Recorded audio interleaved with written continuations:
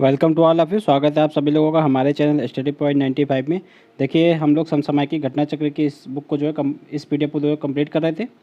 ठीक है, ये देखिए दृष्टि की है, यानी कि ये जो है घटना चक्र की दृष्टि शीर्षक से ये पुस्तक आई हुई है और इसी से देखिए आप लोगों को सारे करंट आने वाले हैं, तो इसलिए इस बुक को जो है बहुत ही अच्छे से पढ़िएगा। ठीक है, ये इस जो है एग्जाम का रिकॉर्ड रहा है कि इसमें से ही करंट अफेयर के मैक्सिमम क्वेश्चन आते हैं। मैक्सिमम मीन्स ऑलमोस्ट सभी समझ लीजिए आप लोग, बस 2-3 क्वेश्चन ही इधर से उधर होंगे, तो बाकी सारे क्वेश्चन आप लोगों को इसी बुक से देखने को हर बार मिलते हैं। तो इस बार भी उम्मीद है कि इस बार भी इसी से सारे करंट अफेयर आप लोगों को देखने को मिलेंगे।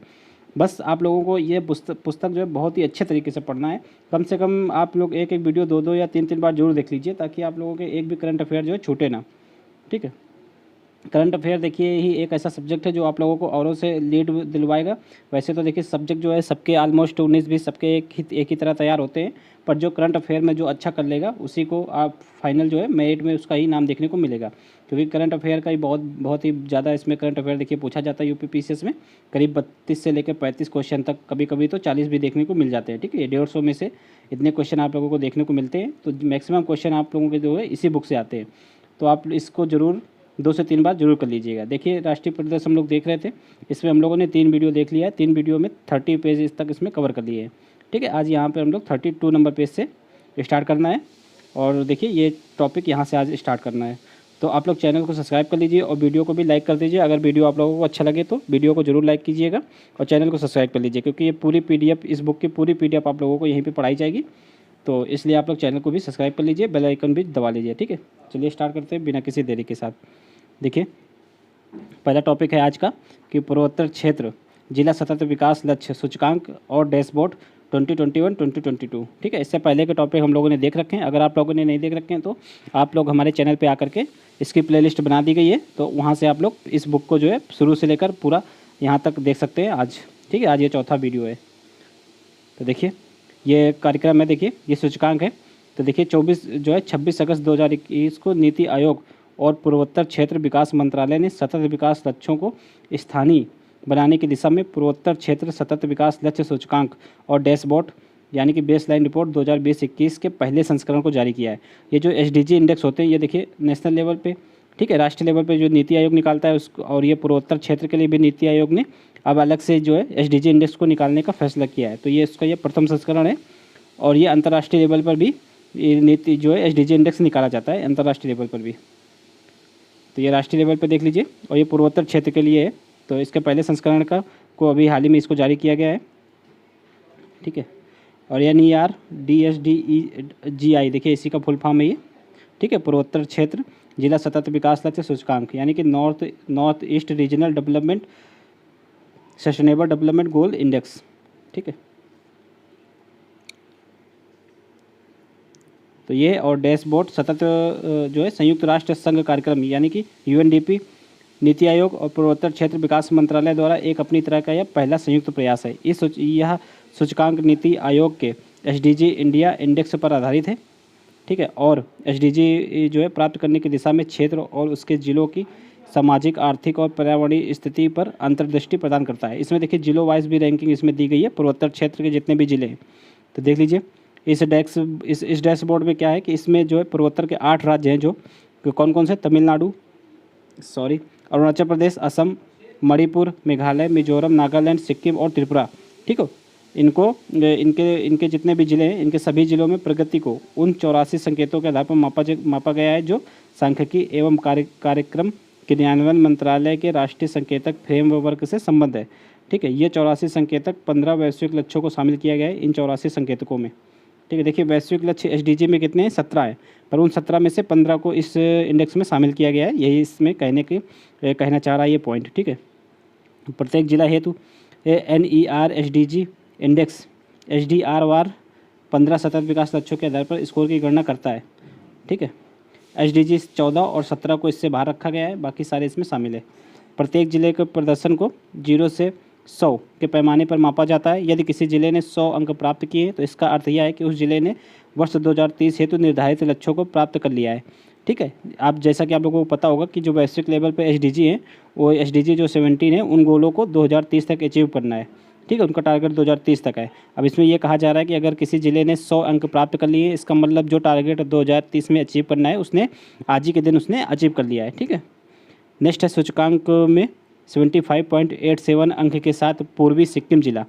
ठीक है, ये सिक्किम का है, जिला है पूर्वी सिक्किम जिला पहले, और 75.73 अंक के साथ गोमती और उत्तरी त्रिपुरा जिला जो है दूसरे स्थान पर है। रिपोर्ट के अनुसार क्षेत्र में, अब यहाँ पे देखिए पहला जिला इंपॉर्टेंट है, पूर्वी सिक्किम जिला ये पहले स्थान पे है। ठीक है, रिपोर्ट के अनुसार क्षेत्र में 103 जिलों के अंक 53 से लेकर 75.87 तक विस्तृत हैं। इसमें 53 अंक के साथ कैफिक्रे, मतलब किफरे ये नागालैंड का है, ये अंतिम स्थान पे है। ठीक है, किफरे। नेक्स्ट है रैंकिंग में 103 जिलों में से 64 जिले समग्र अंक और रैंकिंग के आधार पर बेहतर प्रदर्शन करने वाले अग्रणी श्रेणी के अंतर्गत हैं, जबकि 34 जिले अच्छा प्रदर्शन यानी कि परफॉर्मर्स की श्रेणी में 34 को रखा गया है। सिक्किम और त्रिपुरा के सभी जिले अग्रणी श्रेणी में हैं, ये आप लोग याद रखिएगा, ये पॉइंट इंपॉर्टेंट है। जबकि कोई भी जिला आकांक्षी या लक्ष्य प्राप्तकर्ता श्रेणी में शामिल नहीं है। ठीक है, बढ़ते नेक्स्ट। देखिए नेक्स्ट है सिक्किम की राज्य मछली। तो 18 सितंबर 2021 को जारी एक अधिसूचना के माध्यम से सिक्किम सरकार ने कॉपर महसीर, ठीक है, जिसे स्थानीय रूप से कैटली भी बोलते हैं, तो इसको अपनी राज्य मछली घोषित किया है। कॉपर महसीर का वैज्ञानिक नाम नियोलिसोचिलस हेक्सागोनोलेपिस है। ठीक है, यह मछली मुख्य रूप से चिस्ता और रंगित नदियों तथा उनकी सहायक नदियों में पाई जाती है। ठीक है, वर्ष 1992 में राष्ट्रीय कृषि अनुदान परिषद के राष्ट्रीय मत्स्य अनुवांशिक अनुसंधान ब्यूरो लखनऊ में केटली मछली को लुप्तप्राय प्रजाति के रूप में वर्गीकृत किया गया है। ठीक है, अब यहाँ से आप ये भी याद कर सकते हैं कि जो राष्ट्रीय मत्स्य अनुवांशिक संसाधन ब्यूरो ये कहाँ पे, तो लखनऊ में। ठीक है, और इसने जो है इस कैटली मछली को लुप्तप्राय प्रजाति में इसको शामिल किया है, और 2014 में IUCN द्वारा इसको भी लुप्तप्राय श्रेणी में वर्गीकृत किया गया है, IUCN के द्वारा भी। ठीक है, बढ़ते नेक्स्ट है राष्ट्रीय खाद्य तेल ऑयल पाम मिशन। ठीक है, पाम ऑयल के बारे में ये देखिए 18 अगस्त 2021 को प्रधानमंत्री की अध्यक्षता में केंद्रीय मंत्रिमंडल ने राष्ट्रीय खाद्य तेल ऑयल पाम मिशन की शुरुआत को मंजूरी प्रदान की गई है। ठीक है, यह नई केंद्र प्रायोजित योजना के रूप में लॉन्च इस मिशन के अंतर्गत पूर्वोत्तर क्षेत्र तथा अंडमान निकोबार द्वीप समूह पर विशेष रूप से ध्यान केंद्रित किया जाएगा। अब इसका उद्देश्य देख लीजिए, इस मिशन का उद्देश्य है कि वर्ष 2025-26 तक ऑयल पाम के 6.5 लाख हेक्टेयर अतिरिक्त क्षेत्र को आच्छादित करना और अंततः इसे बढ़ाकर 10 लाख हेक्टेयर करना है। ठीक है, कच्चे ताड़ तेल के उत्पादन को वर्ष 2025-26 तक 11.20 लाख टन व वर्ष 2029-30 तक 28 लाख टन तक पहुंचाना है।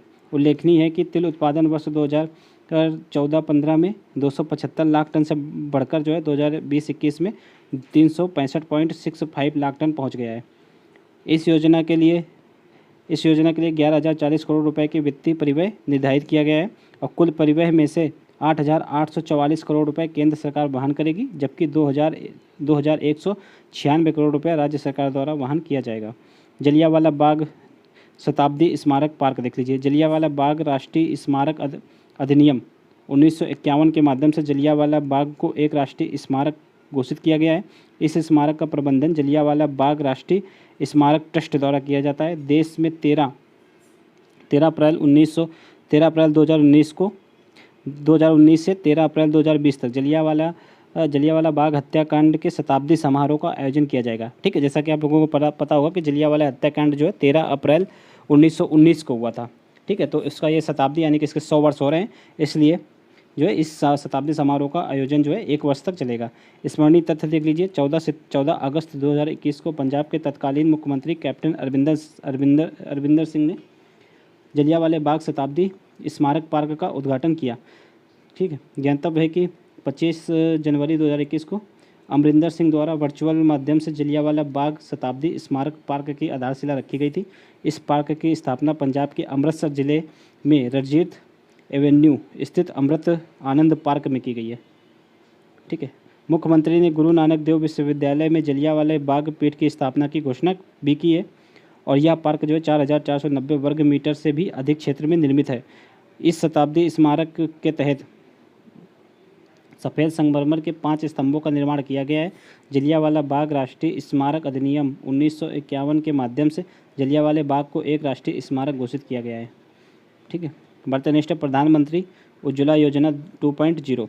देखिए 1 मई 2016 को स्वच्छ ईंधन बेहतर जीवन के नारे के साथ प्रधानमंत्री उज्ज्वला योजना का शुभारंभ जो है उत्तर प्रदेश के बलिया से किया गया था। इस योजना का उद्देश्य क्या था? पारंपरिक ईंधनों जैसे कि लकड़ी, कोयला, उपले इत्यादि का उपयोग करने वाले ग्रामीण वंचित वर्गों के परिवारों को स्वच्छ ईंधन जैसे कि एलपीजी उपलब्ध करवाना है। ठीक है। प्रधानमंत्री उज्ज्वला योजना के तहत गरीबी रेखा से नीचे जीवन यापन करने वाले 5 करोड़ महिला सदस्यों को मुफ्त एलपीजी कनेक्शन उपलब्ध कराने का लक्ष्य रखा गया था। ठीक है। तो ये तो 5 करोड़ तो पहले चरण में इसका लक्ष्य रखा गया था। ठीक है। जिसको बाद में बढ़ाकर 8 करोड़ भी किया गया था। इसमें देखिए आगे मिलेगा अभी। ठीक है। इसमें क्या होता है? इसमें सिलेंडर जो है एक गैस सिलेंडर और एक कनेक्शन जो है सरकार प्रोवाइड करवाती है। वर्ष 2018 में इस योजना का विस्तार कर इसके अंतर्गत 7 और श्रेणियों में महिला लाभार्थियों को जो है शामिल किया गया। ये 7 श्रेणियाँ निम्नवत हैं: अनुसूचित जाति, अनुसूचित जनजाति, प्रधानमंत्री आवास योजना, ग्रामीण, अंत्योदय, अन्न योजना, अन्य पिछड़ा वर्ग, चाय बागान से संबंधित जनजाति, ठीक है, वनवासी और प्रदीपी क्षेत्र व नदी द्वीपों में निवास करने वाले लोग। ठीक है। इन 7 श्रेणियों को और शामिल किया गया 2018 में, और इसके साथ ही एलपीजी कनेक्शन उपलब्ध कराने के लक्ष्य को संशोधित करके 8 करोड़ कर दिया गया। ठीक है। 7 सितंबर 2019 को प्रधानमंत्री नरेंद्र मोदी ने 8 करोड़वां एलपीजी कनेक्शन औरंगाबाद महाराष्ट्र में वितरित किया। ठीक है। अब बढ़ते नेक्स्ट है स्मरणीय तथ्य देख लीजिए। 10 अगस्त 2021 को प्रधानमंत्री नरेंद्र मोदी ने जो है प्रधानमंत्री उज्ज्वला योजना 2.0 का शुभारंभ किया है। ये देखिए उत्तर प्रदेश के महोबा डिस्ट्रिक्ट से किया गया है। ठीक है।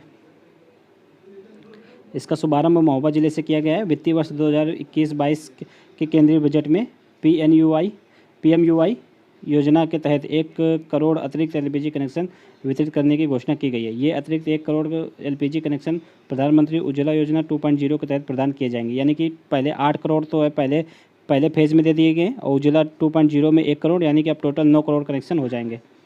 नेक्स्ट है प्रधानमंत्री उज्ज्वला योजना 2.0 के तहत कम आय वाले उन परिवारों को आच्छादित किया गया है जिससे पहले चरण में जो है जिन्हें पहले चरण के तहत शामिल नहीं किया गया था, अब उनको भी इसमें शामिल किया गया है। उज्ज्वला 2.0 के तहत लाभार्थियों का पहला रिफिल और चूल्हा निःशुल्क प्रदान किया जाएगा। अब शून्य अभियान देख लीजिए, ये किससे संबंधित है। ठीक है। 15 सितंबर 2021 को नीति आयोग ने आरएमआई तथा आरएमआई इंडिया के साथ शून्य अभियान की शुरुआत की है। ठीक है। यह उपभोक्ता एवं उद्योग के साथ मिलकर शून्य प्रदूषण आपूर्ति वाहनों को बढ़ावा देने की पहल है। इसका उद्देश्य शहरी क्षेत्र में इलेक्ट्रॉनिक वाहनों को अपनाए जाने में तेज़ी लाना है।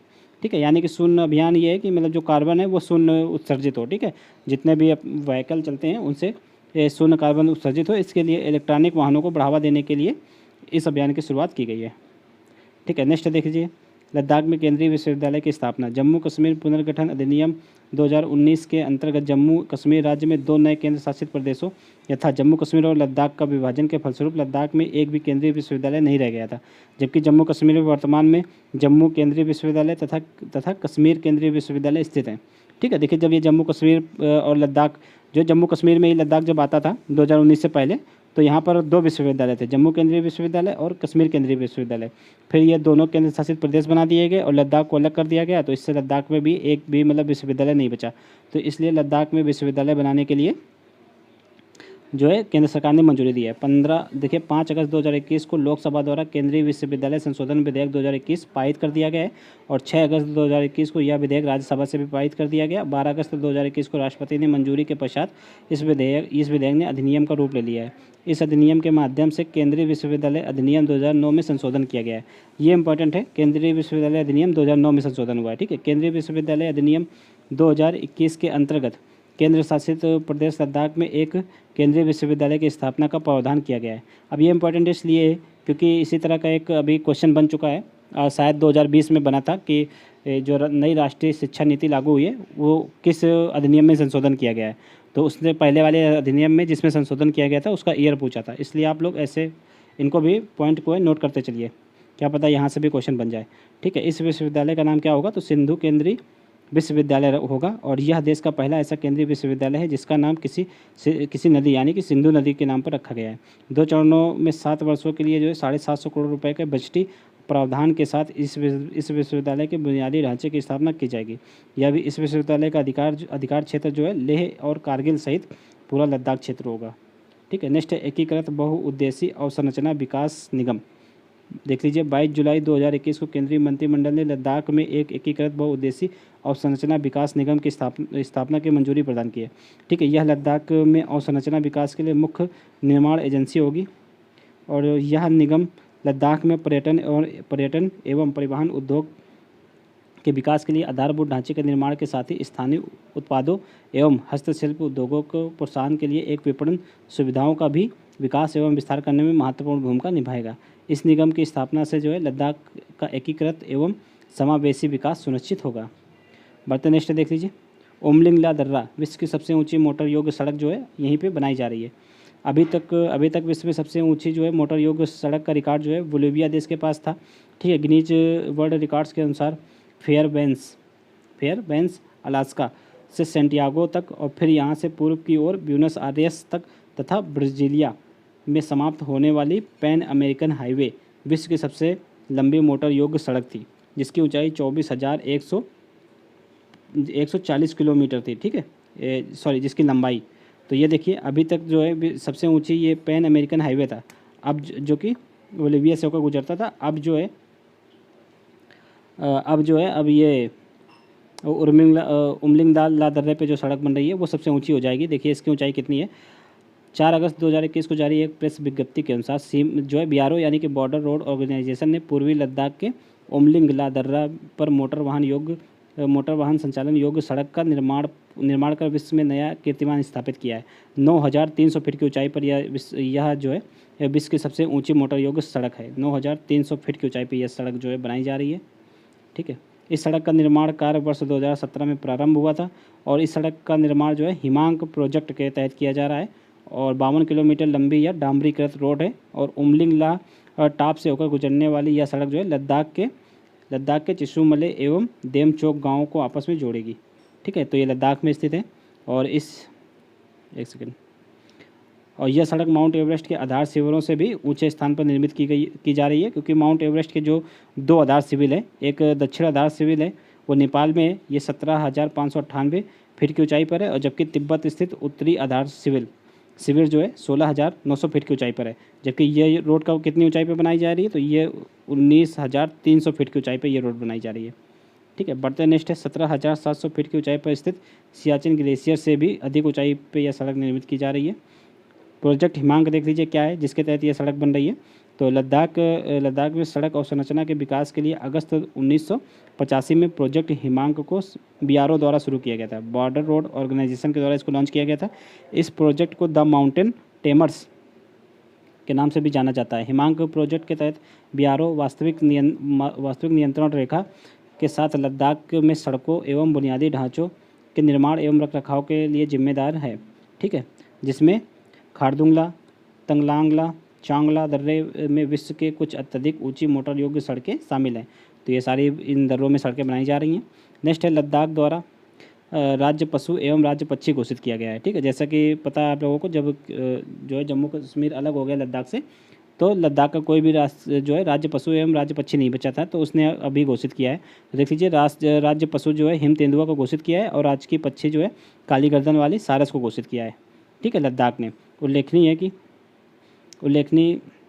कि तत्कालीन जम्मू कश्मीर राज्य का जो है राज्य पशु कौन था, तो कश्मीरी हिरण या हंगुल है, और जबकि राज्य पक्षी काली गर्दन वाला सारस था। तो हिम तेंदुआ का वैज्ञानिक नाम पैंथरा उनसिया है। ठीक है, जबकि काली गर्दन वाले सारस का वैज्ञानिक नाम ग्रस निग्रिकोलिस है। ठीक है, निग्रिकोलिस है। उल्लेखनीय है कि IUCN के संकटग्रस्त प्रजातियों की रेड लिस्ट में हिम तेंदुओं को जो है वल्नरेबल की श्रेणी में रखा गया है। ठीक है, सुभेद। बढ़ते नेक्स्ट है हिम तेंदुआ एवं उसके आवास को संरक्षित करने के उद्देश्य से भारत सरकार ने वर्ष 2009 में प्रोजेक्ट स्नो लेपर्ड, अब ये इंपॉर्टेंट हो जाता है कि प्रोजेक्ट स्नो लेपर्ड कब चलाया गया था, 2009 में इसको लॉन्च किया गया था। 23 अक्टूबर को विश्व हिम तेंदुआ दिवस भी मनाया जाता है और IUCN की रेड लिस्ट में काली गर्दन वाले सारस को संकटग्रस्त यानी कि नियर थ्रेटेंड की श्रेणी में वर्गीकृत किया गया है। काली गर्दन वाले सारस जो है लद्दाख में चांगथोंग क्षेत्र में पाए जाते हैं। ठीक है, ई रूपे देखिए क्या है, यह एक नया डिजिटल भुगतान साधन है ठीक है। देखिए ये डिजिटल रुपया नहीं है, ये डिजिटल भुगतान साधन है, यानी कि एक वाउचर का रूप है। अब इसको जारी किसने किया देखते हैं आगे। 2 अगस्त 2021 को प्रधानमंत्री नरेंद्र मोदी ने वीडियो कॉन्फ्रेंस के माध्यम से एक विशेष डिजिटल भुगतान साधन ई रुपये को लॉन्च किया है। यह व्यक्ति विशिष्ट या उद्देश्य विशिष्ट एक डिजिटल भुगतान साधन है। यह डिजिटल भुगतान हेतु एक नगद रहित और संपर्क रहित साधन है। ठीक है। देश में नगद रहित लेन देनों को बढ़ावा देने के उद्देश्य से वाउचर आधारित भुगतान प्रणाली यानी कि ई रुपये का विकास भारतीय राष्ट्रीय भुगतान निगम, ठीक है, यानी कि national payments corporation of India द्वारा इसका जो है इसका निर्माण किया गया है। ठीक है। नेक्स्ट है ई रुपये के विकास में वित्तीय सेवाएं जो है वित्तीय सेवाएं विभाग यानी कि केंद्रीय वित्त मंत्रालय, स्वास्थ्य एवं परिवार कल्याण मंत्रालय तथा राष्ट्रीय स्वास्थ्य प्राधिकरण को भी मुख्य भूमिका रही है। ठीक है। इनकी भी मुख्य भूमिका रही है इसके विकास में। मूलतः ई रुपये एक डिजिटल वाउचर है जो लाभार्थी उपयोगकर्ता को उनके फ़ोन पर SMS या QR कोड के रूप में प्राप्त होता है। ठीक है। यह एक पूर्व भुगतान वाउचर है।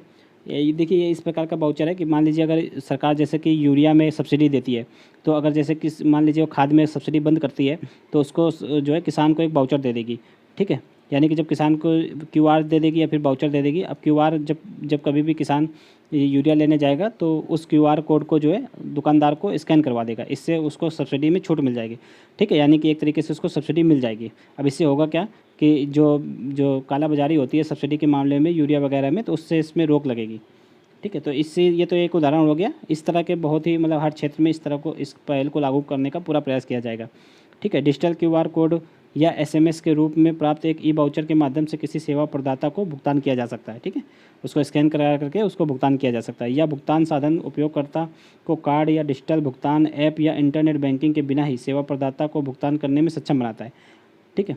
अब देख लीजिए इसमें किसी भी प्रकार का कार्ड नहीं लगना है, ना ही इंटरनेट बैंकिंग, किसी भी प्रकार की इसमें ज़रूरत नहीं है।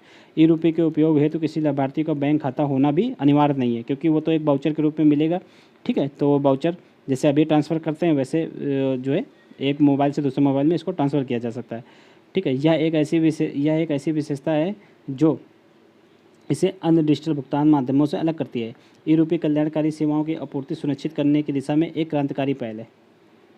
ठीक है। ई रुपये प्रत्यक्ष लाभ हस्तांतरण यानी कि DBT प्रणाली को सुदृढ़ करने और उसे अधिक पारदर्शी बनाने में महत्वपूर्ण भूमिका निभाएगा।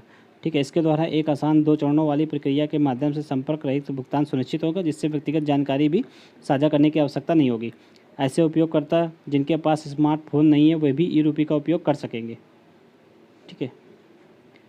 नेक्स्ट है इंटरनेट कनेक्शन रहित स्थानों पर भी इसका उपयोग संभव है। ये देखिए इसकी बहुत सारी खासियत हैं, बहुत सारी इसकी खूबियाँ हैं, तो इनको आप लोग जरूर देख लीजिए। ई रुपये भारतीय रिजर्व बैंक द्वारा प्रस्तावित भविष्य की डिजिटल मुद्रा यानी कि सेंट्रल बैंक डिजिटल करेंसी से अलग है, क्योंकि ये एक डिजिटल करेंसी है और ये एक वाउचर है। ठीक है। तो ये वाला टॉपिक आप लोग बहुत अच्छे से पढ़ लीजिएगा, क्योंकि इससे क्वेश्चन बनने के पूरे चांस हैं। ठीक है। और ये जो सेंट्रल बैंक डिजिटल करेंसी है भविष्य में जारी होने वाली डिजिटल मुद्रा है, जो कि ई रुपये भारतीय राष्ट्रीय भुगतान निगम द्वारा जारी किया गया डिजिटल वाउचर है। देखिए यह एक जो है डिजिटल करेंसी है और यह एक जो है डिजिटल वाउचर है। ठीक है। बस यही बताया गया है इसमें। नेक्स्ट है सहकारिता मंत्रालय का गठन। देखिए 6 जुलाई 2021 को केंद्र सरकार ने सहकार से समृद्धि के विजन को साकार करने के लिए एक अलग मंत्रालय जिसका नाम क्या लिख रखा है, सहकारिता मंत्रालय का गठन किया है। इस नए मंत्रालय का कार्यभार जो है वर्तमान में अमित शाह को सौंपा गया है, जबकि BL वर्मा को सहकारिता मंत्रालय का राज्य मंत्री नियुक्त किया गया है। इसके तथ्य देख लीजिए। यह मंत्रालय देश में सहकारिता आंदोलन को मजबूत करने के लिए एक अलग प्रशासनिक, कानूनी एवं नीतिगत ढांचा प्रदान करेगा। यह मंत्रालय सहकारी समितियों के लिए ईज ऑफ डूइंग बिजनेस की प्रक्रिया को कारगर बनाने तथा बहुराज्य सहकारी समितियों के विकास को सक्षम बनाने के लिए कार्य करेगा। ठीक है। सहकारिता के महत्व को बढ़ावा देने के लिए संयुक्त राष्ट्र महासभा ने वर्ष 2012 में सहकारिता का अंतर्राष्ट्रीय वर्ष घोषित किया। तो ये इंपॉर्टेंट हो जाएगा। संयुक्त राष्ट्र महासभा द्वारा सहकारिता का अंतर्राष्ट्रीय वर्ष पहले ही घोषित किया जा चुका है, 2012 में इसको मनाया जा चुका है। अंतर्राष्ट्रीय सहकारिता दिवस जो है प्रतिवर्ष जुलाई माह के प्रथम शनिवार को मनाया जाता है। ठीक है। बर्तन स्टेट लोक उद्यम विभाग देख लीजिए। 6 जुलाई 2021 को एक अधिसूचना के माध्यम से लोक उद्यम विभाग को भारी उद्योग एवं लोक उद्यम मंत्रालय से निकालकर वित्त मंत्रालय में जोड़ दिया गया है। तो ये इंपॉर्टेंट हो गया है। अब लोक उद्यम विभाग जो है ये वित्त मंत्रालय का हिस्सा हो गया है। इस नए विभाग के जुड़ने से अब वित्त मंत्रालय में 6 विभाग हो गए हैं। पहले 5 होते थे, अब वित्त मंत्रालय के 6 विभाग हो गए हैं। 6 देख लीजिए। आर्थिक कार्य विभाग, व्यय विभाग, राजस्व विभाग, निवेश एवं लोक संपत्ति प्रबंधन विभाग, वित्तीय सेवाएं विभाग एवं लोक उद्यम विभाग, ये अभी नया जोड़ा गया है। साथ ही अब भारी उद्योगों एवं लोक उद्यम मंत्रालय भारी उद्योग मंत्रालय के रूप में परिवर्तित कर दिया गया, यानी कि सिर्फ लोक उद्यम मंत्रालय ये वर्ड हटा दिया गया है। अब इसका नाम सिर्फ भारी उद्योग मंत्रालय के रूप में इसका नाम अब हो गया है। ठीक है। अखिल भारतीय उच्च शिक्षा सर्वेक्षण 2019-20 देख लीजिए। 10 जून 2021 को केंद्रीय शिक्षा मंत्रालय ने अखिल भारतीय उच्च शिक्षा सर्वेक्षण 2019-20 जारी किया है। ठीक है। उच्च शिक्षा विभाग द्वारा वार्षिक रूप से जारी ये जो है all India survey on higher education, ठीक है, इसकी श्रृंखला की ये 10वीं रिपोर्ट है। तथ्य देख लीजिए इससे संबंधित। उच्च शिक्षा में कुल नामांकन वर्ष 2018-19 के 3.74 करोड़ की तुलना में वर्ष 2019-20 में 3.04% की वृद्धि के साथ 3.85 करोड़ हो गया। ठीक है। तो यानी कि नामांकन बढ़ गया है। कुल नामांकन में महिलाओं की संख्या कितनी है, तो ये 49% है। ये अच्छी बात है। देश में छात्रों के सबसे अधिक नामांकन के मामले में उत्तर प्रदेश प्रथम स्थान पे इंपॉर्टेंट फैक्ट हो जाता है यूपी के लिए। ठीक है। इसके बाद क्रमशः महाराष्ट्र और तमिलनाडु का स्थान आता है। सकल नामांकन अनुपात जो है उच्च शिक्षा में नामांकित पात्र आयु वर्ग के छात्रों का प्रतिशत जो है वर्ष 2014-15 में 24.3% के मुकाबले वर्ष 2019-20 में 27.1% रहा है। ठीक है। उच्च शिक्षा में संलग्न संस्थान है जो कुल संख्या में जो है संस्थान भी उत्तर प्रदेश में सबसे पहला स्थान है। यहाँ पर 8,985 संस्थान है। इसके पश्चात महाराष्ट्र और कर्नाटक का स्थान आता है। उच्च शिक्षा में लैंगिक समानता सूचकांक जो है वर्ष 2018-19 में 1 के मुकाबले 2019-20 में 1.01 रहा है। ठीक है। अखिल भारतीय स्तर पर वर्ष 2019-20 में उच्च शिक्षा में छात्र एवं शिक्षक अनुपात जो है 26 है। ये इंपॉर्टेंट है। छात्र एवं शिक्षक अनुपात कितना है, 26 है। भारत में कॉलेजों की संख्या शीर्ष 8 राज्य कौन कौन से हैं, तो ये उत्तर प्रदेश, महाराष्ट्र, कर्नाटक, राजस्थान, आंध्र प्रदेश, तमिलनाडु, मध्य प्रदेश एवं गुजरात है। नेक्स्ट है CEO वाटर मैंडेट। ये देखिए क्या है कि CEO वाटर मैंडेट सार्वजनिक निजी भागीदारी वाली एक अद्वितीय पहल है जो जल संबंधी वैश्विक चुनौतियों का समाधान हेतु व्यापारिक नेतृत्वकर्ताओं को एक मंच पर लाती है। इसकी स्थापना UN ग्लोबल कॉम्पैक्ट के द्वारा वर्ष 2007 में की गई थी। संयुक्त राष्ट्र महासचिव एवं UN ग्लोबल कॉम्पैक्ट की एक विशेष पहल का क्रियान्वयन जो है पैसिफिक इंस्टीट्यूट की भागीदारी में किया जाता है। ठीक है। तथ्य देख लीजिए। 4 जून 2021 को जारी विज्ञप्ति के अनुसार भारत की सबसे बड़ी विद्युत उत्पादक कंपनी जो है NTPC limited CO water mandate के हस्ताक्षरकर्ता बन गई है। ठीक है। तो ये इंपॉर्टेंट फैक्ट है यहाँ पर। नेक्स्ट देख लीजिए। इसके साथ ही NTPC लिमिटेड कुशल जल प्रबंधन पर ध्यान केंद्रित करने वाली प्रतिष्ठित कंपनियों की सूची में शामिल हो गई है। CEO वाटर मैंडेट पर हस्ताक्षर करने के उपरांत अब NTPC लिमिटेड विद्युत उत्पादन में अपनी प्रमुख व्यावसायिक गतिविधियों को अंजाम देने के साथ ही जल संरक्षण एवं प्रबंधन हेतु 3R यानी कि रीयूज एंड रिसाइकिल को और अधिक बढ़ावा देगी। उल्लेखनीय है कि अगस्त 2021 में भारत की 2 अन्य कंपनियां कौन कौन सी हैं, एक जल एवं सृष्टि लाइफ साइंस बड़ोदरा में ये कि CEO वाटर मैंडेट के हस्ताक्षरकर्ता बन गई है। NTPC देख लीजिए। ये है क्या, ऊर्जा सघन लक्ष्यों की घोषणा। 27 जून 2021 को जारी प्रेस विज्ञप्ति के अनुसार NTPC लिमिटेड भारत की ऊर्जा क्षेत्र के अंतर्गत एक ऐसी पहली ऊर्जा कंपनी बन गई है जिसने जो है ऊर्जा पर संयुक्त राष्ट्र उच्च स्तरीय संवाद के अंग के रूप में अपने ऊर्जा सघन लक्ष्यों को घोषित किया है। ठीक है। NTPC ने वर्ष 2032 तक 60 गीगावाट तक की जो है नवीकरणीय ऊर्जा क्षमता की स्थापना का लक्ष्य निर्धारित किया है। तो ये एक कंपनी के द्वारा निर्धारित किया गया है, ये इंपॉर्टेंट है। ठीक है। साथ ही NTPC ने वर्ष 2032 तक शुद्ध ऊर्जा तीव्रता में जो है 10% की कटौती का भी लक्ष्य रखा है।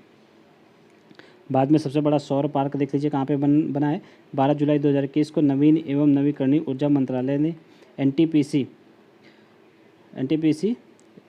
रिन्यूएबल एनर्जी लिमिटेड को गुजरात स्थित कच्छ केरन में एक सौर पार्क की स्थापना हेतु मंजूरी प्रदान की है। यह भारत का सबसे बड़ा सौर पार्क होगा और इसकी क्षमता कितनी होगी, 4,750 मेगावाट होगी। इसको बना कौन रहा है, तो NTPC, ये याद रखें आप लोग, इंपॉर्टेंट है। नेक्स्ट है, यह भारत का सबसे बड़ा सौर पार्क होगा जिसकी क्षमता 4,750 मेगावाट होगी। इस पार्क से जो है व्यावसायिक स्तर पर हरित हाइड्रोजन का उत्पादन की योजना है। ठीक है। हरित हाइड्रोजन भी इसमें बनाया जाएगा। 13 जुलाई 2021 को NTPC रिन्यूएबल एनर्जी लिमिटेड ने केंद्र शासित प्रदेश लद्दाख के साथ देश की प्रथम हरित हाइड्रोजन परिवहन परियोजना की स्थापना हेतु एक समझौता ज्ञापन पर हस्ताक्षर किए हैं। किसने किए हैं? तो लद्दाख ने और एनटीपीसी दोनों ने मिलकर हरित हाइड्रोजन परिवहन योजना के लिए हस्ताक्षर किए हैं। अगस्त 2021 में एनटीपीसी ने विशाखापट्टनम स्थित सिमहाद्री ताप विद्युत संयंत्र के जलाशय पर जो है तैरते सौर ऊर्जा संयंत्र की स्थापना की है। ठीक है, विशाखापट्टनम में भी इसने सौर ऊर्जा संयंत्र की स्थापना की है। इस तैरते सौर ऊर्जा संयंत्र की क्षमता जो 25 मेगावाट है। इसके अतिरिक्त तेलंगाना के रामागुंडम में एनटीपीसी द्वारा 100 मेगावाट क्षमता के तैरते हुए सौर ऊर्जा संयंत्र की स्थापना की घोषणा भी की गई है। यानी कि जितने भी सौर ऊर्जा संयंत्र बना रही है वो सब एनटीपीसी कंपनी ही बना रही है। ठीक है, मार्च 2022 तक की स्थिति के अनुसार रामागुंडम परियोजना की कुल संचालित विद्युत उत्पादन क्षमता 80 मेगावाट तक पहुँच गई है। और ज्ञातव्य है कि NTPC renewable energy limited NTPC के 100% स्वामित्व वाली एक अनुषंगी इकाई है। नेक्स्ट है 33 सतत विकास लक्ष्य भारत सूचकांक व डैशबोर्ड 2020-21। 3 जून 2021 को तीसरा सतत विकास लक्ष्य भारत सूचकांक व डैशबोर्ड 2020-21 नीति आयोग द्वारा जारी किया है। ठीक है, ये देखिए ये अपने पूरे भारत के मतलब पूरे राष्ट्रीय लेवल पे इसको जारी किया जाता है। ठीक है, इस सूचकांक को नीति आयोग तथा नीति आयोग द्वारा सांख्यिकी और कार्यक्रम क्रियान्वयन मंत्रालय, भारत सरकार, संयुक्त राष्ट्र के नेतृत्व वाली एजेंसी एवं प्रमुख केंद्रीय मंत्रालयों के सहयोग से डिजाइन और विकसित किया गया है। यह सूचकांक भारत के सभी राज्यों, केंद्र शासित प्रदेशों द्वारा संयुक्त राष्ट्र के SDG 2030 को प्राप्त करने के संदर्भ में उनकी प्रगतिशीलता और निगरानी का एक प्रमुख उपकरण है। ठीक, स्मरणीय तथ्य देख लीजिए। सतत विकास लक्ष्य भारत सूचकांक के 3.0 के तहत 16 SDG प्रदर्शनों के आधार पर राज्यों एवं केंद्र शासित प्रदेशों को रैंकिंग प्रदान की गई है। अब देखिए यहाँ पर जो है 16 जो है जितने भी लक्ष्य होते हैं उसमें से 16 यानी कि 17 लक्ष्य होते हैं, 17 में से 16 को इस इंडेक्स में शामिल किया गया। और जो पूर्वोत्तर क्षेत्र के लिए SDG बनाया गया था उसमें 15 जो है गोल्स को शामिल किया गया था। ये आप लोग याद रखिएगा। नेक्स्ट वर्ष 2020-21 की रिपोर्ट को जो है 115 संकेतों के प्रयोग द्वारा निर्मित किया गया है जो 16 SDG के 70 उपलक्ष्यों को आच्छादित करते हैं। कुल 16 SDG लक्ष्यों के संदर्भ में प्रत्येक राज्य या केंद्र शासित प्रदेश के प्रदर्शन को 1 से लेकर 100 के पैमाने पर मापा गया है। और राज्यों एवं केंद्र शासित प्रदेशों में उनके SDG भारत सूचकांक स्कोर के आधार पर निम्नलिखित तरीके से वर्गीकृत किया गया है। आकांक्षी के लिए 0.0 से 49 अंक, अच्छा प्रदर्शन 50 से 64, अग्रणी 65 से 99 और लक्ष्य प्राप्तकर्ता को 100 अंक दिए गए। आप देख लीजिए इसमें से कौन सा राज्य किस में है। अब यहाँ पर देखने हैं नवीनतम रिपोर्ट में भारत का संयुक्त स्कोर कितना है? 66 है। यानी कि संयुक्त रूप से फ्रंट रनर में आएगा ये स्कोर। और जबकि वर्ष 2019 में SDG भारत सूचकांक का स्कोर कितना था? तो 60 ही था। अब बढ़कर 6 बढ़ गया है, अब 66 हो गया है। ठीक है, नेक्स्ट देख लीजिए। वर्ष 2020-21 में उत्तराखंड, गुजरात, महाराष्ट्र, मिजोरम, पंजाब, हरियाणा, त्रिपुरा, दिल्ली, लक्षद्वीप, अंडमान निकोबार द्वीप समूह, जम्मू कश्मीर, लद्दाख अग्रणी श्रेणी में पहुंच गए हैं। ठीक है, इस सूचकांक में राज्यों की संयुक्त रैंकिंग में केरल जो है प्रथम स्थान पर रहा है, इसका स्कोर 75 रहा है। जबकि हिमाचल प्रदेश, तमिलनाडु दोनों संयुक्त रूप से दूसरे स्थान पर रहे हैं। नेक्स्ट है और देख लीजिए इसमें तीसरे, चौथे, पाँचवें पे कौन रहे? आंध्र प्रदेश, गोवा, कर्नाटक, उत्तराखंड वगैरह ये सब रहे हैं। नेक्स्ट है SDG भारत सूचकांक 2020-21 में अंतिम में देखिए कौन है? अंतिम में बिहार है। ठीक है, इसका स्कोर 52 है। और अपना उत्तर प्रदेश देख लीजिए, उत्तर प्रदेश इसमें भी नहीं है, उत्तर प्रदेश के लिए अलग से होगा। देख लीजिए चंडीगढ़, देखिए केंद्र शासित प्रदेश में चंडीगढ़ जो है टॉप पे, इसका स्कोर जो है 79 है। अब यहाँ पे ये आप लोग याद रखिएगा, चंडीगढ़ ओवरऑल भी टॉप पर ही रहेगा क्योंकि इसका स्कोर जो है 79 है। और जो राज्यों में देख लीजिए केरल टॉप पे, तो इसका स्कोर मात्र 75 है। तो सबसे ज़्यादा अगर ओवरऑल पूछे राज्य एवं केंद्र शासित प्रदेश में तो चंडीगढ़ ही टॉप पे रहेगा। बढ़ते नेक्स्ट है, इसमें उत्तर प्रदेश की रैंकिंग देखिए, इसमें उत्तर प्रदेश की रैंकिंग अभी देखिए दिख नहीं रही है। ये देखिए उत्तर प्रदेश यहाँ पर है। ठीक है, उत्तर प्रदेश को जो है 22वें स्थान पर रखा गया है, अरुणाचल प्रदेश, मेघालय, राजस्थान के साथ। ठीक है, तीन ये अब ये फैक्ट इंपॉर्टेंट हो जाता है कि उत्तर प्रदेश को जो है किन राज्यों के साथ रखा गया है, तो अरुणाचल प्रदेश, मेघालय और राजस्थान। ऐसे क्वेश्चन बनते हैं खासतौर पे SDG वाले इंडेक्स में, ये जरूर बनते हैं क्वेश्चन। ठीक है, उत्तर प्रदेश का स्कोर कितना है? तो 60 है। ये भी आप लोग याद रखिएगा। बढ़ते नेक्स्ट है ताप विद्युत संयंत्रों में बायोमास के प्रयोग पर राष्ट्रीय मिशन। मई 2021 में केंद्रीय विद्युत मंत्रालय द्वारा कोयला आधारित ताप विद्युत संयंत्रों में जो है बायोमास के प्रयोग पर एक राष्ट्रीय मिशन स्थापित करने का निर्णय लिया गया है। प्रस्तावित राष्ट्रीय मिशन की अवधि न्यूनतम 5 वर्ष होगी। ठीक है, इसका तथ्य देख लीजिए। इस मिशन का उद्देश्य क्या है? जो है तापीय ऊर्जा संयंत्रों में अधिक मात्रा में कार्बन रहित ऊर्जा उत्पादन हेतु बायोमास को जो है फायरिंग के वर्तमान 5% स्तर में वृद्धि कर उसे उच्च स्तर तक ले जाना है।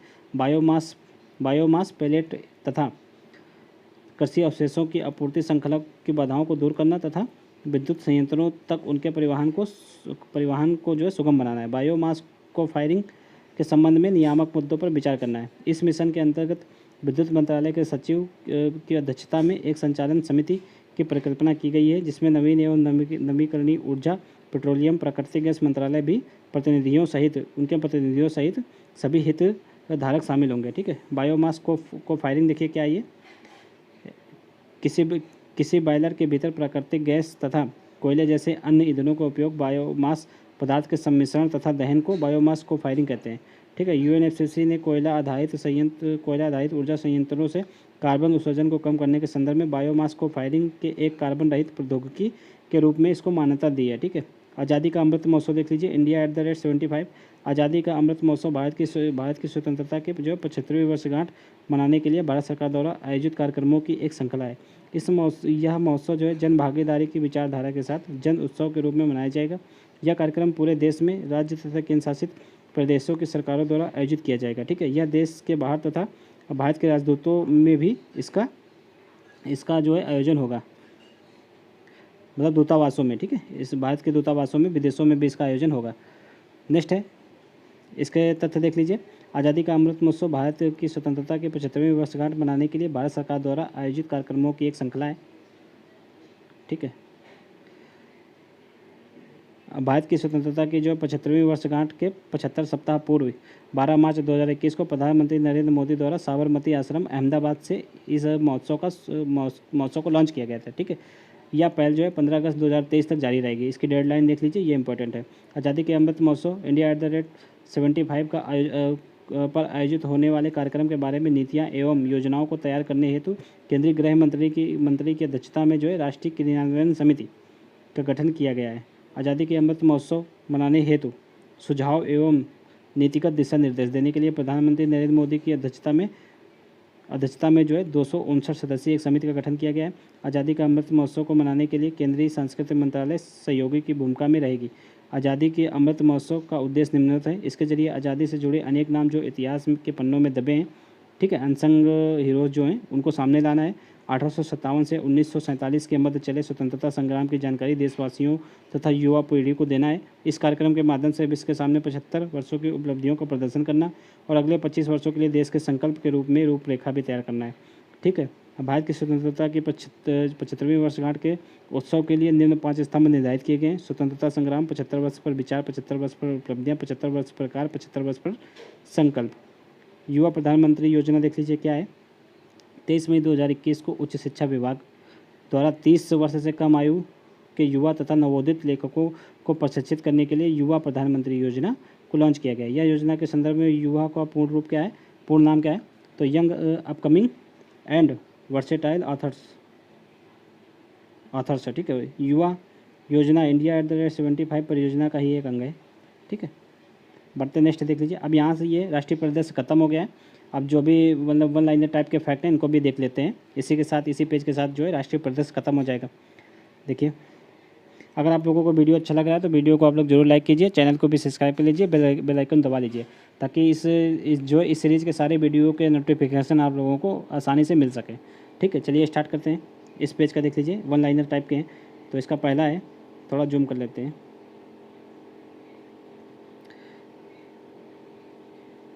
देखिए, इसमें पहला है 12 दिवसीय हुनर हाट का आयोजन कहाँ पे किया गया है। देखिए, यहाँ पर हम लोग यहाँ पर डेट नहीं बताएंगे बार बार, तो डेट आप लोग देख लीजिएगा, बाकी डेट ज़्यादा इंपॉर्टेंट नहीं होती है। ठीक है। मंथ जरूर देख सकते हैं आप लोग। ये अप्रैल में 12 दिवसीय हुनर हाट का आयोजन कहाँ पे किया गया है, तो ये मुंबई में किया गया है। किस योजना को लोक प्रशासन में उत्कृष्टता है तो प्रधानमंत्री पुरस्कार 2020 प्रदान किया गया है, तो उड़ान यानी कि उड़े देश का आम नागरिक, इसको इस योजना को जो है यह पुरस्कार दिया गया है। दृष्टिबाधित लोगों के लिए भारत का पहला रेडियो चैनल कहाँ पे लॉन्च किया गया है, तो ये नागपुर में किया गया है। पूर्वोत्तर का सबसे ऊंचा राष्ट्रीय ध्वज कहाँ पे फहराया गया है, तो ये मणिपुर में फहराया गया है। ठीक है। भारत का पहला स्किल इंडिया इंटरनेशनल सेंटर कहाँ लॉन्च किया गया है, तो ये कौशल विकास संस्थान भुवनेश्वर में किया गया है। हर गाँव में पुस्तकालय वाला देश का पहला जिला कौन है, तो ये जामताड़ा है। ये कहाँ पे, झारखंड में। वैक्यूम आधारित सीवरेज अपनाने वाला भारत का पहला शहर कौन है? तो आगरा है, उत्तर प्रदेश का ये। तो ये इंपॉर्टेंट हो जाता है, उत्तर प्रदेश से रिलेटेड कोई भी फैक्ट है इंपॉर्टेंट होगा, क्योंकि ये यूपी स्पेशल का भी भाग हो जाता है। नेक्स्ट, किस संस्था द्वारा डाकथान 2022 का आयोजन किया गया है? तो इसको नारकोटिक्स कंट्रोल ब्यूरो के द्वारा किया गया है। किस राज्य के कैंसर की रोकथाम के लिए प्रत्येक जिले में होप एक्सप्रेस की शुरुआत की गई है? तो ये महाराष्ट्र द्वारा की गई है। कैंसर बाउल परियोजना मेघालय के अलावा और किस राज्य से संबंधित है? तो ये अरुणाचल प्रदेश से संबंधित है। नेक्स्ट, किस धाम को तीर्थ यात्रा, कायाकल्प और आध्यात्मिक विरासत योजना के अंतर्गत शामिल किया गया है? तो पुनौरा धाम बिहार को किया गया है। नेक्स्ट, हाल ही में इंडिया प्रेस फ्रीडम रिपोर्ट 2021 किसके द्वारा जारी की गई है? तो rights and risk analysis group के द्वारा की गई है। किस राज्य को उसकी पहली पवन सौर हाइब्रिड परियोजना की शुरुआत की गई है? तो ये गुजरात के द्वारा की गई है। नेक्स्ट है दक्षिण मोबुआंग को किस राज्य का पहला ओडिया प्लस गांव घोषित किया गया? तो ये मिजोरम का गांव है ये। अब भारत का पहला ग्राफीन इनोवेशन सेंटर कहाँ स्थापित किया जा रहा है? तो केरल में किया जा रहा है। यूपी सरकार ने किस जिले पर 4 गांवों को राजस्व गांव घोषित किया है? तो बहराइच जिले के 4 गांवों को घोषित किया है, ये इंपॉर्टेंट हो जाता है। पूर्वोत्तर के किन 3 राज्यों को जोड़ने वाली पहली जनशताब्दी एक्सप्रेस ट्रेन का शुभारंभ किया गया? तो असम, मणिपुर और त्रिपुरा को जोड़ेगा ये जो है जनशताब्दी एक्सप्रेस। नेक्स्ट है, जल मेट्रो परियोजना वाला भारत का पहला शहर कौन है? तो कोच्चि है, ठीक है, केरल में। केंद्रीय मंत्री डॉक्टर जितेंद्र प्रसाद ने कहाँ पर भारत के पहले ओपन रॉक संग्रहालय का उद्घाटन किया है? तो हैदराबाद में किया है। केंद्रीय मंत्री डॉक्टर जितेंद्र सिंह ने किस शहर के लिए भूकंप जोखिम मानचित्र जो है जारी किया है? तो लखनऊ एवं देहरादून के लिए किया है। नेक्स्ट है, कौन सा राज्य जो है देश में पहला 100% एलपीजी युक्त और धुआं मुक्त राज्य बन गया है? तो ये हिमाचल प्रदेश बन गया है। जम्मू कश्मीर का पहला दूध गांव किसे घोषित किया गया? तो जेरी बस्ती को किया गया है। उत्तर प्रदेश सरकार ने झांसी रेलवे स्टेशन का नाम बदल के क्या कर दिया गया है? तो वीरांगना लक्ष्मीबाई रेलवे स्टेशन कर दिया गया है। किस राज्य में नरेंद्र मोदी मार्ग नामक सड़क का उद्घाटन किया गया है? तो सिक्किम में किया गया है। नेक्स्ट देख लीजिए, देश का पहला एलपीजी युक्त व धुआं मुक्त प्रदेश कौन सा है? तो हिमाचल प्रदेश से रिपीट हो गया है। किस राज्य का हाईकोर्ट देश की पहली पेपरलेस अदालत बन गई है? तो केरल हाईकोर्ट बन गई है, ठीक है। और पेपरलेस विधानसभा कहाँ की बन गई है? तो नागालैंड की बन गई है। किस राज्य ने महिलाओं के लिए नई नीति 2021 का अनावरण किया है? तो तमिलनाडु ने किया है। पेंशन भोगियों के लिए जीवन प्रमाण पत्र का सत्यापन हेतु डिजिटल सेवा लागू करने वाला पहला राज्य कौन है? तो उड़ीसा है। किस राज्य ने धर्म की स्वतंत्रता के अधिकार का संरक्षण विधेयक 2021 पारित किया है? तो कर्नाटक ने किया है। पंजाब कैबिनेट ने कहाँ पर गीता शोध संस्थान की स्थापना की है? तो पटियाला में की है। ईस्टर्न पेरीफेरल एक्सप्रेस वे पर पहले इंटेलिजेंट ट्रांसपोर्ट सिस्टम का उद्घाटन कहाँ किया गया? तो डासना गाजियाबाद में किया गया। 13 दिसंबर 2021 को प्रधानमंत्री नरेंद्र मोदी ने माँ उमिया धाम विकास परियोजना की आधारशिला कहाँ रखी है? तो 16 अहमदाबाद में रखी है, ठीक है। एकल ईंधन से आधारित माइक्रो ग्रिड परियोजना की शुरुआत कहाँ की गई है? तो सिमाद्री आंध्र प्रदेश में की गई है। किस राज्य सरकार ने जगन्नाथ रथ यात्रा को राज्य उत्सव घोषित किया है? तो पंजाब ने किया है। नागालैंड सरकार ने कौन से 3 नए जिले बनाए हैं? तो देखिए 3 नए जिले, इनका नाम नहीं आएगा कभी भी, ये आप लोग याद रखिएगा। नेक्स्ट है, किस राज्य में 5 ड्रोन स्कूल खोले जाएंगे? तो मध्य प्रदेश में खोले जाएंगे, ठीक है। सरयू नहर राष्ट्रीय परियोजना का उद्घाटन कहाँ किया गया है? तो बलरामपुर उत्तर प्रदेश की ये योजना है। खाद्य एवं ग्रामोद्योग आयोग के अनुसार लेह लद्दाख और जम्मू कश्मीर में उत्पन्न पश्मीना ऊन का उत्पादन अब किस राज्य में किया जाएगा? तो ये उत्तर प्रदेश में भी किया जाएगा, ठीक है। साइबर तहसील बनाने का प्रस्ताव की मंजूरी वाला भारत का पहला राज्य कौन सा है? तो मध्य प्रदेश है। ऊर्जा साक्षरता अभियान प्रारंभ करने वाला राज्य कौन सा है? मध्य प्रदेश है। शहरी नदियों में सतत प्रबंधन के लिए रिवर सिटीज अलायंस को लॉन्च किया गया है, तो जल शक्ति मंत्रालय द्वारा किया गया है। हाल ही में पुनर्निर्मित रेजांग लाह स्मारक को राष्ट्र को समर्पित किया गया है, तो ये रक्षा मंत्रालय द्वारा किया गया है, ठीक है। औसत क्षेत्र में पहले वैश्विक नवाचार शिखर सम्मेलन का उद्घाटन प्रधानमंत्री नरेंद्र मोदी ने किया है। भारतीय रेलवे एवं IRCTC का पहला पार्ड होटल शुरू किया गया है मुंबई सेंट्रल रेलवे स्टेशन पर, ठीक है। देश का सबसे समुद्री जिला कौन सा घोषित हुआ है? तो बालासोर जिला उड़ीसा का। भारत के पहले खाद्य सुरक्षा संग्रहालय का उद्घाटन तंजावुर तमिलनाडु में किया गया है। वह स्थान जहाँ पर भारत की पहली घास संरक्षिका का उद्घाटन किया गया है रानीखेत अल्मोड़ा में किया गया है, ठीक है। अब भारत एवं विश्व के लोगों को भारत की समृद्धि सांस्कृतिक विरासत का दर्शन कराने के उद्देश्य से रेल मंत्रालय द्वारा प्रारंभ ट्रेन कौन सी है? तो भारत गौरव ट्रेन है। अब देखिए यहाँ से राष्ट्रीय प्रदेश हो गया है। अब यहाँ पर हम लोग नेक्स्ट वीडियो से जो है विधिक प्रदेश स्टार्ट करेंगे, ठीक है। इसके पश्चात हम लोग अंतर्राष्ट्रीय प्रदेश वगैरह देखेंगे, खेल भी देखेंगे और व्यक्तित्व वाले सारे देखेंगे। तो बने रहिए आप लोग हमारे चैनल पे और चैनल को सब्सक्राइब कर लीजिए। सारे वीडियो आप लोगों को इस PDF के इसी चैनल पे मिलेंगे, ठीक है। अगर वीडियो अच्छा लगा हो तो आप लोग वीडियो को जरूर लाइक कर दीजिए। चलिए मिलते हैं नेक्स्ट वीडियो में। Thank you for watching.